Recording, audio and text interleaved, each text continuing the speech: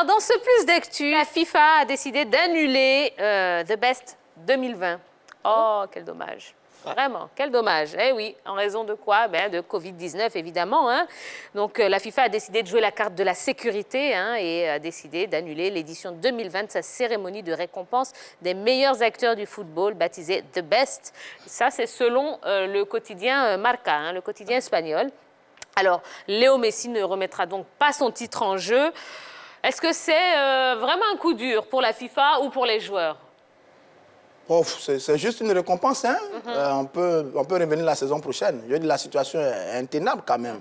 Les compétitions ne sont pas allées à leur terme. En plus, il y a des championnats qui sont arrêtés pendant que d'autres vont reprendre. Donc, on n'aura pas le temps de juger je veux dire, des performances des joueurs vraiment parce que ce n'est pas la même longueur au niveau des compétitions et les mêmes conditions aussi de jeu. Donc, c'est assez difficile. Je pense que l'idée d'annuler cette récompense n'est pas mauvaise en soi. Je pense qu'on peut l'accepter, on peut comprendre ça en fonction de la situation actuelle. Quand même. Antoinette Jotto, vous, en tant que fan de foot, annuler une telle cérémonie, vous le vivez comment? Je suis fan de foot local. Votre affaire de FIFA de Best. Messi, Ronaldo. Ça vous dit rien. Ça me dit. Mais s'il y avait un joueur de la SEC qui était récompensé, voilà. Je sais qu'on ne peut pas prendre un joueur africain. On a vu ça ici. Donc, je vais même pas ma tête dessus. Oui, Yellow. Non, il ne faudrait pas en faire un drame. On connaît tous la situation qui prévoit actuellement. Il y a le coronavirus, donc la FIFA s'abstient d'organiser de grandes cérémonies quand on connaît tout le prestige que cette cérémonie-là réunit et tout. Donc, il n'y a pas de drame à cela. On attendra l'année prochaine pour pouvoir avoir une autre cérémonie de The Best. Voilà. Alors, qu'est-ce qu'on perd quand on n'organise pas une telle cérémonie? Peut-être le business qu'il y a derrière, parce que c'est un marketing avec beaucoup de sponsors, etc., etc. Oui, il y a peut-être un peu d'argent à perdre dedans. Mais d'un autre côté, la compétition, la récompense était prévue pour le mois de septembre, en Italie. C'est encore bien loin quand même. Donc on aurait peut-être pu l'organiser. Ou alors, on aurait pu tenir compte du mérite sportif. Parce qu'au moment où s'arrêtent les compétitions, il y a des performances, non? Il y a des résultats, non? Il y a des joueurs qui ont brillé. Et comme Messi et Ronaldo, les deux qui gagnent ce truc-là tout le temps, ne sont pas les best en ce moment, on a mis de côté la compétition. On peut peut-être réfléchir comme ça aussi. Parce que si on poursuit... Non, ne jouons pas la carte de la victimisation. C'est pas impossible. Parce que si on doit faire ça, sur le Liverpool est champion, sur le mérite sportif... Je sais où vous êtes en train d'aller. Hein. Voilà. Vous êtes en train de dire que Sadio Mané mériterait d'être... Mais oui, c'est vrai ce qu'il dit. Si on prend le mérite sportif, il y a quelqu'un qui peut gagner. Parce que la compétition s'est arrêtée à un moment. Et il y avait des performances. Mais comme Messi et Ronaldo ne sont pas dedans cette année, allez, c'est vrai. On a vu que la dernière fois dans Sportif en confinement, ils ont envoyé le trophée d'un joueur même avec un drone. Donc ça pouvait se faire clairement. C'est carrément la mauvaise. Avec un drone. Alors, on peut voir ça comme ça aussi. On envoie son trophée à la maison avec un drone tranquillement. Si c'était Mané qui était le best footballeur, moi, je pense qu'ils allaient faire le truc à coûte que coûte. C'était Mané. Mané. C'était Messi. Ou bien Messi. Non, c'était Mané qui avait remporté l'année passée. Ils allaient faire pour le remplacer rapidement. Voilà. Bien sûr, pour le remplacer rapidement. Mané, c'est un ami à moi. Concernant donc cette cérémonie, on va vous dresser, grâce à Dorgelès Kofi, le top 5 des joueurs les plus titrés, qui ont reçu le plus donc, de cette récompense FIFA The Best. The Best. Ouais. Ce soir, je suis... Le meilleur. Je suis le meilleur. Allez, The Best FIFA Football Award est un prix présenté par l'instance mondiale du football chaque année, la FIFA, depuis sa création en 2016. Seulement 3 joueurs l'ont remporté. D'abord, chez les hommes, Cristiano Ronaldo l'a remporté 2 fois en 2016 et 2017 lorsqu'il évoluait du côté du Real Madrid. En 2018, Luka Modric avec le Real. En 2019, Lionel Messi l'a remporté en 2019 avec le FC Barcelone. Côté féminin, aucune joueuse n'est parvenue à le conserver. On va commencer d'abord avec l'année 2016, remportée par Carly Lord, l'américaine. En 2017, on a la néerlandaise Martens qui l'a remportée avec le FC Barcelone. 2018, Marta, la brésilienne, l'a remportée. Et puis on va terminer avec l'année 2019, Megan Rapinoe. Tiens, ça sera tout. Merci beaucoup, Dorgelès. Alors, Si, là, je vais me retourner vers Antoinette Giotto. Oui. Si on devait décerner, hein, ouais, on va faire nos petits awards ici, les awards de la grande team. Voilà. Le meilleur joueur de la Lonassi Ligue 1 pour la saison 2019-2020. Ce serait qui? Bon, je commence d'abord par mon équipe. La SEC Mimosa. Charité, c'est RCA qui est bonne équipe cette année-là, c'est pas SEC. Stéphane. Oui. Il faut souffrir. Je dis, la SEC, il y a Bagaté, Traoré Beni et Salif Diarasouba. Maintenant, RAC, RCA, non? RCA, il y a Brahima et Nguessan, le petit Nguessan. Maintenant, je vais faire un clin d'œil aux gens là. Je n'ai pas envie de dire leur nom, mais quand même, j'ai un joueur qui me plaît bien, qui tient bien le milieu de leur club là. Ricky Hans. Le club qui était écrit sur votre ardoise. Oui. Ah, l'Africa, d'accord, ok. Il y a Ricky Hans aussi qui n'est pas mal. Oui. C'est extraordinaire, moi. Moi, ça me... Oui, mais... Enfin, dites le nom. L'Africa, ils existent quand même. Bon, pour vous faire plaisir, l'Africa. Voilà, c'est tout. Sinon, vraiment, c'était... C'est vraiment difficile pour d'autres de supporter plusieurs équipes en même temps. Hein. Moi, je connais un monsieur qui est tout en stade, il supporte tout le monde.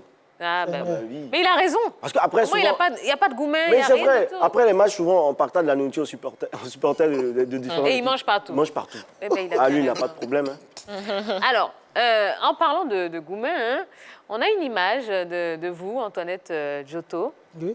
Est-ce qu'on peut la voir à l'écran, s'il vous plaît? Vous allez nous expliquer de quoi il s'agit. Waouh. Eh oui, c'est vous, hein? Oui, Vous confirmez, c'est bien vous. Voilà. c'est moi. Alors, c'était à quelle occasion? C'est toujours comme ça. Ah, Et bon. c'est pas bon. À quel moment il a fait ce... Tu as vu? Je n'arrive pas, maintenant, je n'arrive plus à Vous m'asseoir. vous rappelez du match ou pas?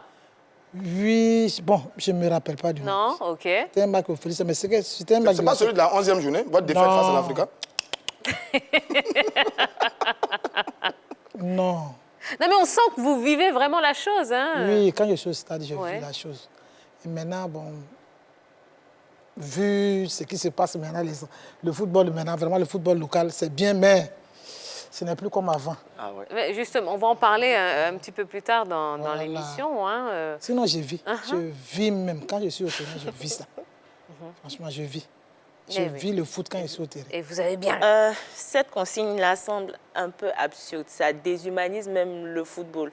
À en croire, il faudra avoir des robots qu'on va programmer pour ne pas faire certains gestes. C'est carrément... C'est pas possible, en fait.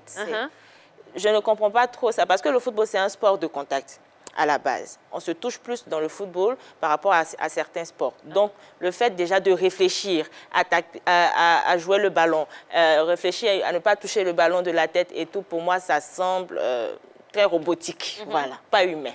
Vous êtes d'accord, Antoinette? Non, je vais aborder dans le même sens que Yellow. Mais vraiment, je ne comprends pas. Juste Jouer au tourner la foot, tête. Il tacle et puis il tourne la tête. tourne la tête. Voilà, pour être sûr de ne pas toucher... C'est pas un balai. C'est un match de foot. Aïe, on a besoin de contact. Alors, Au moins de techniquement, c'est pas techniquement, possible. est-ce que c'est faisable, Mais Roger Stéphane? toute la question est là. Comment peut-on tacler en tournant la tête? Franchement. Le football est un jeu d'instinct, est un jeu de contact. Je dis, c'est terrible et c'est difficile. D'abord, il y a eu la première mesure, ne pas cracher. Ça va être terrible. Deuxièmement, il faut tacler en tournant la tête. À ça, il faut ajouter ce qui existait déjà, faute de main volontaire ou involontaire. Mais comment ils vont jouer maintenant, les footballeurs? C'est terrible. Mais j'espère qu'après la crise de la Covid-19, le football va revenir à son état naturel. Parce que ça, c'est terrible. Et je pense que les joueurs et les arbitres vont avoir des difficultés à appliquer ce genre de consignes et de règlements. C'est terrible, ça. Mais c'est vrai ce qu'il dit, et puis c'est trop difficile. Ça fait comme si on demande à quelqu'un de danser sans bouger son corps. Ah, là, la grande question. Et puis, moi j'ai une question. Est-ce qu'il n'y aura plus de trolls? Les trolls, de touches. Les gens vont plus troller les balles maintenant avec la main ou bien c'est avec les pieds on va faire ça? On n'en sait rien pour le moment.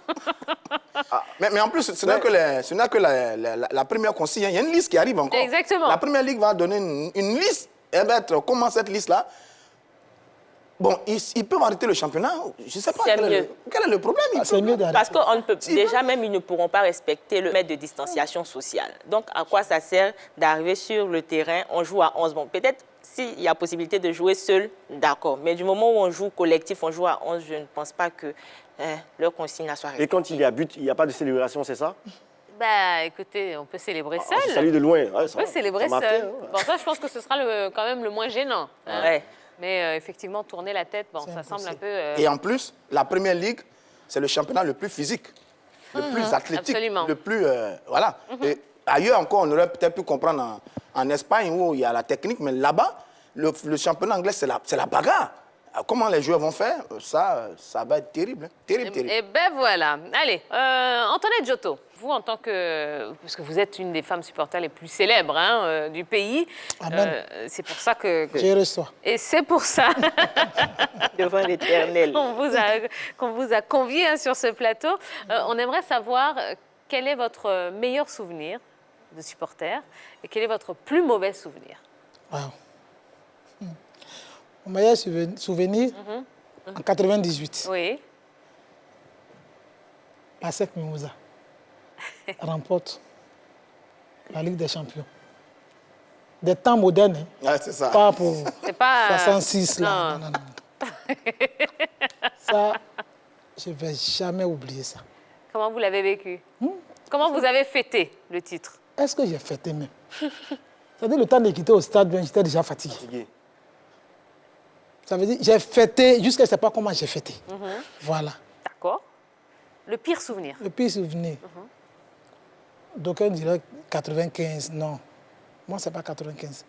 Assez Kotoko. 93, Oui. au Ghana.